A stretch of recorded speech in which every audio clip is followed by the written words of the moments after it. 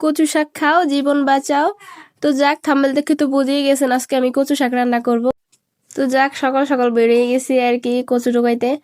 কচু আনাচে কানাচে যা পাইছি সব তুলে নিয়ে আসছি। তারপরে কচুগুলা ভালো করে কাইটা নিতেছি, পানিতে ভিজায় রাখতেছি, যে এখান থেকে কষ বাইরিব। দেখছেন নি লাল কষ, মানে এই কষটা বাইরে গেলে আর কি ভালো, আর কি গলা চুলকায় কম। তো যাক, বেশি করে পানি দিয়ে বসায় দিছি, সিদ্ধ করে নিয়ে নামায় নিছি।